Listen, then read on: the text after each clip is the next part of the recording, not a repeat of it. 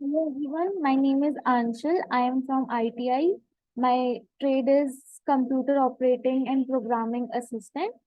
And today's my topic is about CSS and its selectors. HTML में हमारे tags होते थे और CSS में हमारे सेलेक्टर्स होते हैं। तो हम आज कुछ बेसिक सेलेक्टर्स के बारे में बात करेंगे क्योंकि वैसे बहुत सारे होते हैं। First is body selector.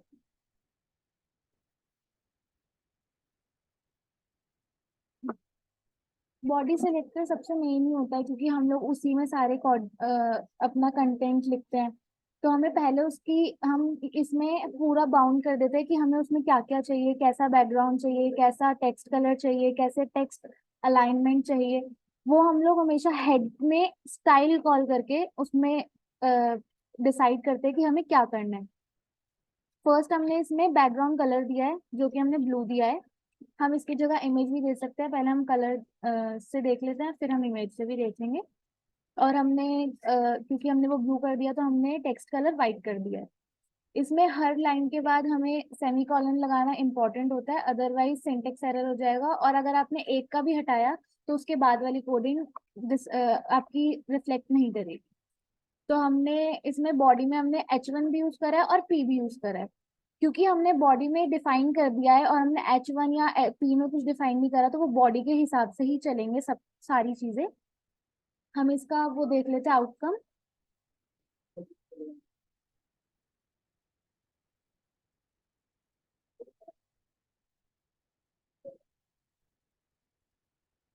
देख,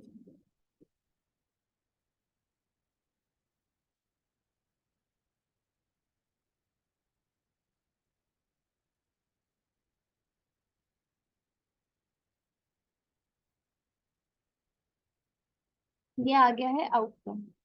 जैसे कि हमने उधर दिखाया था कि हमने करा था कि एक सेकेंड या तो हमने करा था कि हमें बैकग्राउंड कलर ब्लू चाहिए तो हमारा ब्लू आ गया है। हमने टेक्स्ट कलर व्हाइट करा था तो व्हाइट आ गया है। इनके साइजेस अलग इसलिए हैं क्योंकि मैंने एक H1 में लिया और एक पी टैग में लिया, पी सेलेक्टर में लिया है। तो इसीलिए हमारे ये दोनों अलग अलग उसमें आया है, लेकिन हमने अलाइनमेंट सेंटर करी थी तो दोनों के दोनों सेंटर में आ गए हैं। अगर हम कलर की बजाय फोटो करना इमेज देना चाहें बैकग्राउंड में तो हम वो भी दे सकते हैं। देखिए,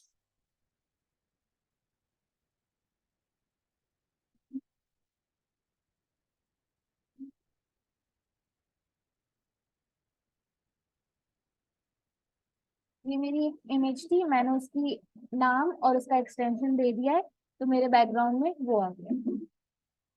अब हम अब हम देखेंगे पैराग्राफ सेलेक्टर। ऑलमोस्ट सब में सेम ही होता है, कुछ किसी में भी ज्यादा फर्क नहीं होता है, वही बैकग्राउंड वही सब चीजें होती हैं।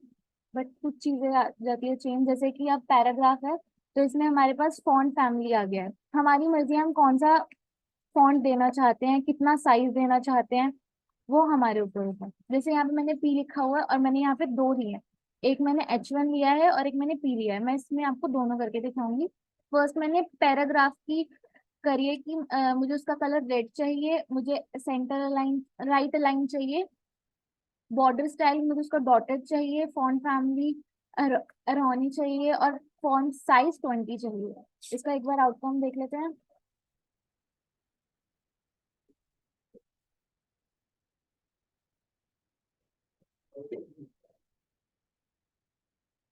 ये देखिए, ये आ गया है। हमने पैराग्राफ करा था तो हमारा पैराग्राफ आ गया है। पैराग्राफ हमने सेकंड टाइम में यूज करा था तो वो सेकंड टाइम में आ गया, जैसे कि यहाँ पे दिखा रहे हैं। मैंने राइट अलाइन करा था इसलिए ये इस साइड लिखा हुआ आ रहा है, अगर मैं लेफ्ट करती तो वो उस साइड आ जाता। अब जैसे मैंने इसमें ये करा है, अब मैं इसको H1 में कॉल करके दिखाती हूँ। मुझे बस P को जगह H1 करना है। ये दोनों सेम ही होता है। अब हमारा H1 इधर चला गया, इसका साइज छोटा है, ये पैराग्राफ अपनी फॉर्म में आ गया है और H1 जो हमने दिया था इंस्ट्रक्शन उसके हिसाब से आ गया। ये छोटा इसलिए हो गया है क्योंकि हमने वहां पे साइज मेंशन करा हुआ था। अगर हम वहां पे साइज मेंशन नहीं करेंगे तो ये H1 अपनी प्रॉपर्टीज में ही आएगा, लेकिन जो हमने दिया है उसी कलर में आएगा। इसका साइज बड़ा हो गया क्योंकि H1 का प्रॉपर्टी यही होती है कि वो थोड़ा बड़े साइज में आता है। अब हम देखेंगे लास्ट, जिसमें हम टेबल के बारे में बता रहे हैं।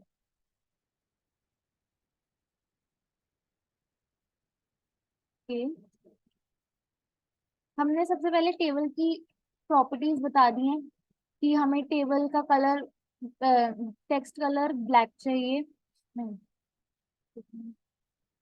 हाँ, हमें टेबल का टेक्स्ट कलर ब्लू चाहिए, लेकिन हमें हाइट सिर्फ 50% चाहिए, विड्थ 80% चाहिए, और टेक्स्ट लाइन सेंटर चाहिए। कलर ब्लू होना चाहिए। Font size 20 pixel. Border 10 pixel, solid and blue. इस मेथड को शॉर्ट हैंड मेथड कहते हैं। अगर हम चाहे तो इसको अलग अलग करके भी लिख सकते हैं, वो बॉर्डर स्टाइल करके, बॉर्डर बॉर्डर कलर करके। लेकिन हमने ये एक साथ स्पेसिफाई कर दिया है, तो इसका मतलब ये होता है कि हमने शॉर्ट हैंड मेथड यूज करा है।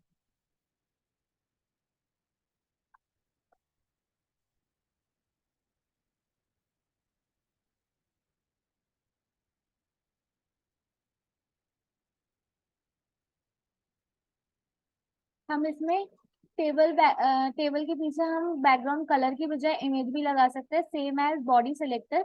जैसे कि हमने उसमें लगाया था, अगर हम यहाँ पे बैकग्राउंड इमेज करके उसका नाम और उसकी एक्सटेंशन दे देंगे, तो वहां पे हमारी इमेज भी आ जाएगी सेम। पहले हम इसका आउटकम देख लेते हैं, फिर हम उसका भी आउटकम देख लेंगे।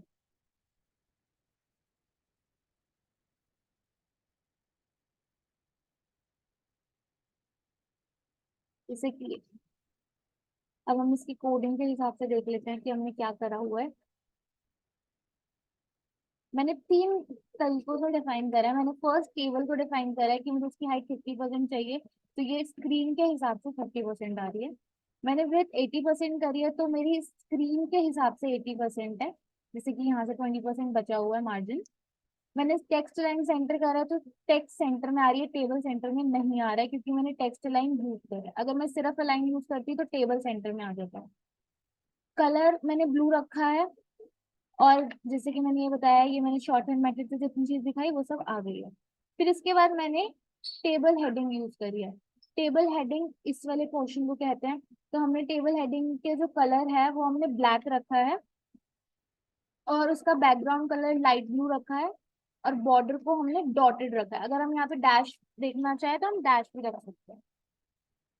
उसके टाइप्स होते हैं, जो हम चाहते हैं हम वही रख सकते हैं। हमारा आउटकम उसी हिसाब से आएगा।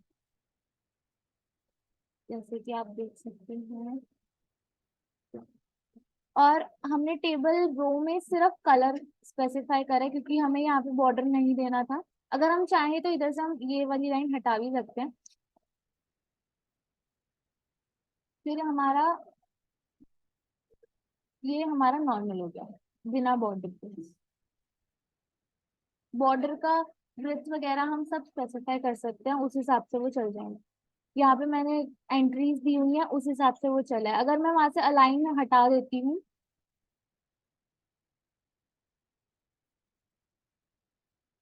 तो ये सारी टेक्स्ट लेफ्ट साइड से आएंगे, as you can see.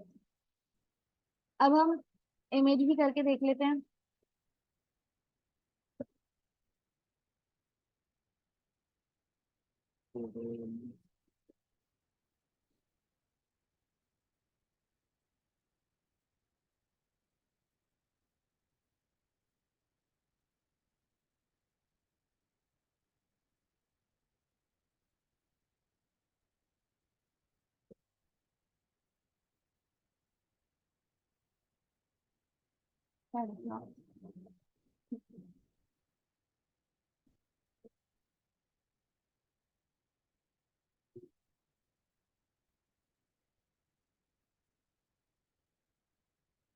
Background image photo dot PNG dot PNG.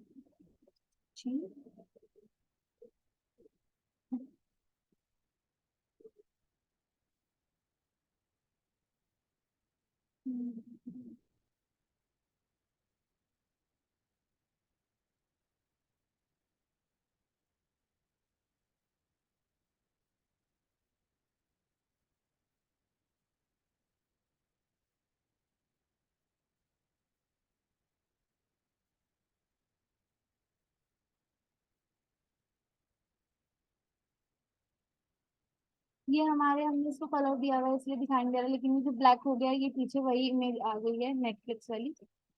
तो मैं कलर निकाल देती हूँ बाकी का। एक minute.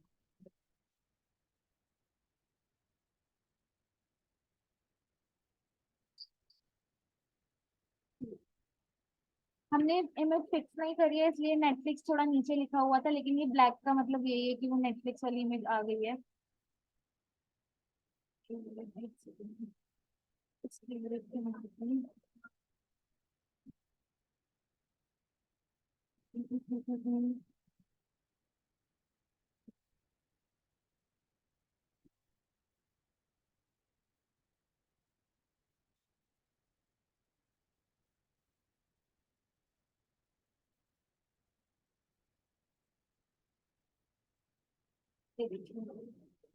As you can see यहाँ पे हमारी इमेज भी लग चुकी है। हम जैसे चाहें उसको उस हिसाब से हैंडल कर सकते हैं। बाकी के सिलेक्टर्स हम अगली वीडियो में देखेंगे। Thank you.